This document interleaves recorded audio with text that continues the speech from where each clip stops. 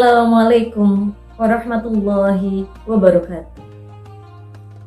Alhamdulillahilladzi an'amana bi nikmatil imani wal islam wa nusalli wa nusallimu ala khairil anam sayyidina wa maulana Muhammadin wa ala alihi wa sahbihi ajma'in. Amma ba'du. Hadratal mukarramin wal mukhtaramin, para alim ulama yang selalu kami hormati, yang terhormat kepada seluruh dewan juri yang adil dan bijaksana. Dan tak lupa kepada seluruh penonton video ini yang insya Allah adalah calon penghuni surga. Pertama, marilah kita ucapkan syukur alhamdulillah kita masih diberi kesempatan untuk berjumpa dengan Ramadan tahun ini dengan keadaan sehat walafiat. Salawat salam tetap tercurahkan kepada junjungan kita Nabi Agung Muhammad Sallallahu Alaihi Wasallam yang telah membawa kita dari zaman jahiliyah menuju zaman Islam, yakni Adinul Islam. Sahabat-sahabati yang dirahmati Allah, tak kenal maka tak aruf. Perkenalkanlah, saya Ulil Fuada, perwakilan dari Fatayat Ranting Semarang.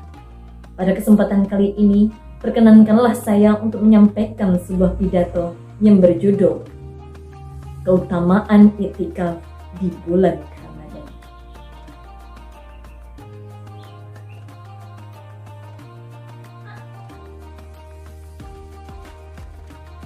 Bulan suci Ramadan sebagai bulan yang penuh ampunan, bulan yang penuh berkah. Begitu banyak kesempatan yang bisa kita lakukan untuk beramal saleh. Salah satunya dengan berdiam diri di dalam masjid atau biasa kita kenal dengan iktikaf. Ada sebuah pepatah dalam bahasa Inggris.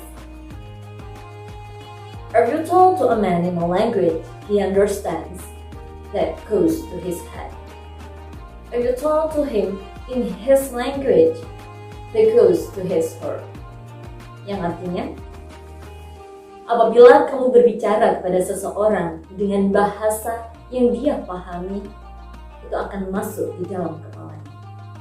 Dan apabila kamu berbicara kepada seseorang dengan bahasanya, itu akan masuk di dalam hati. Begitulah seharusnya kita berkomunikasi dengan seseorang.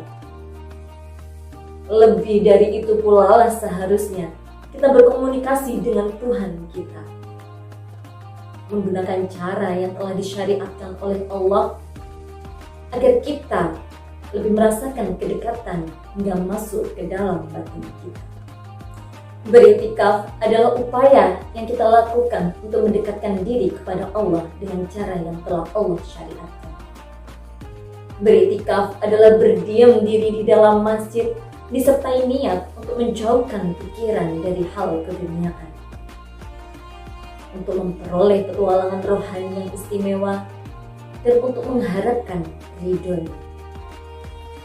Bukan berdiam diri untuk melamun, memikirkan seseorang yang jauh di sana, atau hanya sekedar memikirkan menu buka puasa keesokan hari, melainkan berdiam diri dengan bertafakur, berdoa, bersolawat, berzikir, membaca Al-Quran, menghindari perkataan dan perbuatan yang tidak bermanfaat, sedikit makan, minum, dan tidur, dan menjaga kebersihan dan kesucian diri. Allah telah berfirman, A'udzubillahi minasyaitonirrajim. Wa'ahidna ila Ibrahim wa Ismaila an tahhira baiti lit-ta'ifina wal 'akifina waruk'is sujud. Yang artinya, dan telah kami perintahkan kepada Ibrahim dan Ismail, bersihkanlah rumahku untuk orang-orang yang bertawaf, yang beriktikaf, yang rukuk, dan yang sujud. Quran Surat Al-Baqarah ayat 120. Dari ayat tersebut, kita dapat mengetahui bahwa Allah memberikan ruang yang istimewa untuk hamba-Nya yang beriktikaf.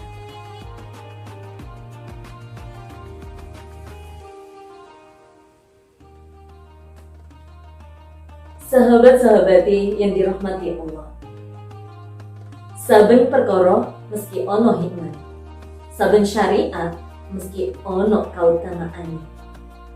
Begitu pula ibadah iktikaf memiliki beberapa keutamaan yang bisa kita peroleh,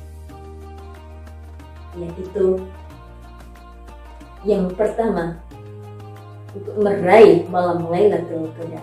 Melaksanakan ibadah iktikaf di bulan Ramadan memiliki tujuan yang sangat mulia, lantaran untuk memperoleh malam Lailatul Qadar. Keutamaan dari malam Lailatul Qadar adalah apabila dilaksanakan akan lebih baik daripada 1000 bulan.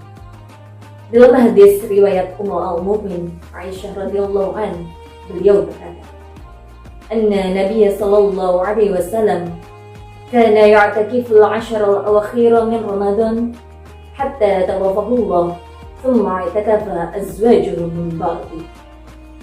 Nabi Muhammad sallallahu alaihi wasallam melaksanakan ibadah iktikaf di 10 hari terakhir pada bulan Ramadan hingga beliau wafat. Kemudian para istri beliau beriktikaf sepeninggal beliau. Keutamaan yang kedua adalah kita mendapatkan pahala setiap waktu. Setiap melaksanakan ibadah iktikaf dalam rangka mendekatkan diri kepada Allah, maka kita akan mendapatkan pahala.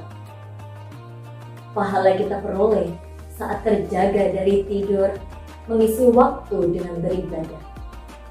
Tidak hanya itu, dalam keadaan tidur pun orang-orang yang beriktikaf akan tetap mendapatkan pahala, dikarenakan tidurnya orang yang beriktikaf termasuk rangkaian dari ibadah iktikaf, dan hal ini tidak dapat diperoleh bagi orang-orang yang tidur tanpa berniat iktikaf.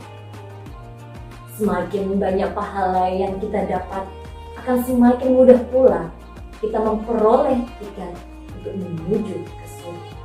Keutamaan yang ketiga adalah meningkatkan ketekunan ibadah. Ketika kita melaksanakan ibadah iktikaf di masjid bersama orang-orang lainnya, maka sesungguhnya kita sedang berkumpul dengan orang-orang yang soleh, orang-orang yang ahli ibadah, orang-orang yang khusyuk dalam menjalankan perintah Allah. Dengan demikian, kita akan termotivasi untuk semakin meningkatkan ketekunan ibadah kita, berlomba-lomba bersama yang lain.